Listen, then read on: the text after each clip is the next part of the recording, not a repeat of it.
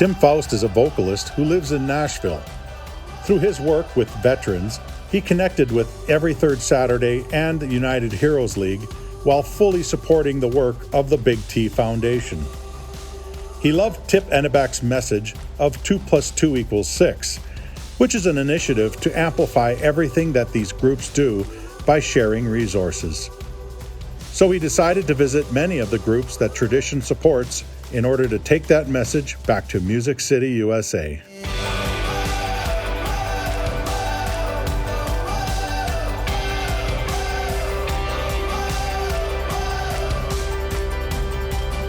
The first stop was United Heroes League in Hastings, Minnesota. We're out here a couple miles outside of town, and sometimes folks struggle to find us. So being military folks, we love smoke grenades. So we're just gonna put up a little signal for these guys to make it easier to find us. It's just down past like kind of where the construction is though. So you should see some red smoke here pretty soon.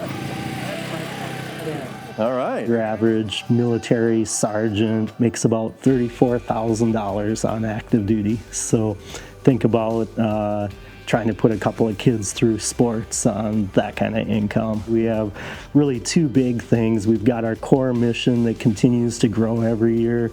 And then I have this dream of building the nation's first sports complex for military kids and veterans right here on our campus. And the end state of that is we do all these great camps for kids around the country. And the ultimate goal for me before I retire is to have this campus and some housing so that we can bring kids in from all over the country, have them run through our programs here for a week, and if they're football players, have them go through football camp, but then also do a nature hike, or while they're here, teach them archery, bring that team here onto our campus so that they can bond.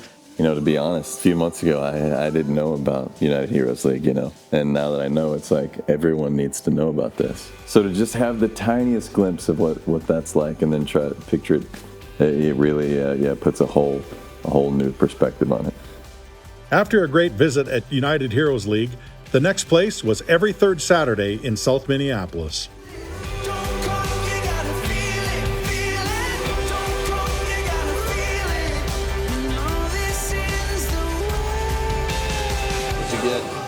What didn't I get? Some sort of blueberry Danish, cinnamon roll, and we've got some sort of waffle sandwich on the way. It's for a good cause. You start collecting quilts, that spreads to clothing, that spreads to an all rundown building with a scary basement. That's right. And then that spreads to here, this incredible facility. So you've been doing it for 7-8 years now, right? And then 4 years ago, you start the Warriors Return program. Right. It's therapeutic to be around others, and everyone's got the same goal. There's no egos here, there's no I, there's only us, and it's really important that everyone feel that. Doesn't matter what you did in the service, doesn't matter what branch you were in, really what it's about is supporting each other, moving in the same direction, and that direction is forward. When veterans come in for the first time, they get signed up, we take some information, and we make them an ID card with their name on it and their photo, and then they're members. It's an inclusive term that makes them feel like this place is theirs as much as it is ours. Tell us about what you do here. I am responsible for Warriors Return. It's the empowerment branch at Every Third Saturday, and we try to address moral injury with the intent to heal soul wound, with a mission to bring honor back to ourselves, our brotherhood and sisterhood, and help us help each other build a stronger community. It's a privilege for me to be a part of something greater than myself, and if I can add value, which I strive to every day, everybody wins. Sauk Center, Minnesota is the location of the Eagles Healing Nest and the ranch. Tell me about the Eagles Nest. Well, a little bit about the Eagles Nest is we're licensed as a board and lodge, and is what we do is we provide a safe living space and a unique living environment for veterans, service members, and even their family members in some cases, a place for them to come and heal with honor. If somebody is going to try to gain admittance or help through the VA, they have to go through the process of being defined as a veteran, service record checked through and through, and there can be a waiting list or a process that takes weeks for them to get in, as to where here, I'm the last line. I can make a call on the spot and get them right up here. So that's one of the things that makes us different. Well, that and this campus you got here, I mean, just driving in, I was like, wow, this is a pretty special place. It is, and when you talk about the process of healing, part of it is finding some level of solitude and peace. And out here, we have 125 acres, so even when we're at capacity at 99 folks out here, you wouldn't know that there's 99 folks out here. It is like its own little community, everything from having a chapel to a gym to an auditorium.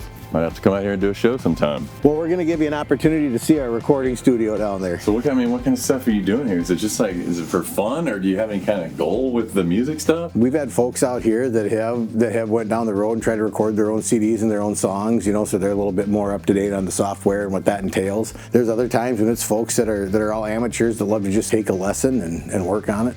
That's really cool.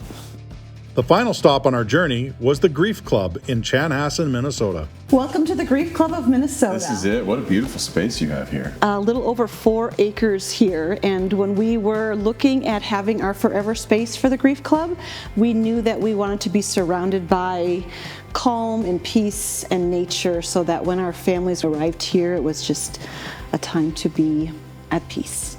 So this is the layout of the building we're in right now. So all that's going to happen here. That's right. Okay. Yes. Due to the generosity of TIP and Tradition Company and many other generous sponsors and donors, we were able to purchase this building with the goal of knowing that we would just build out from there. Our goal is to have this place be here far beyond me and our co-founder Kara, that this needs to be sustainable for decades, because we know grief doesn't go away. Well, I didn't know anything about this organization until last night, you know, and my first thought was people need to know about this. They exist throughout the country, grief centers. Yeah. The thing that makes us unique is that all of our clinical work is done by licensed therapists, and we feel like that is critical in this line of work. Well, tell me about Hope Kids. Hope Kids is a powerful, unique support community for families who have a child with cancer or another life-threatening medical condition. What we do is we plan literally hundreds of events a year, and so there's always something for our families to look forward to, because as you can imagine, you know, there's constantly in the hospital. They have doctor visits and needle pokes and surgeries and lengthy hospital stays, and that's what fills their calendar. So we come alongside them and we give them something fun to look forward to. Great to see so many people making a difference and being a force for good in our communities. A successful trip and another advocate for helping others.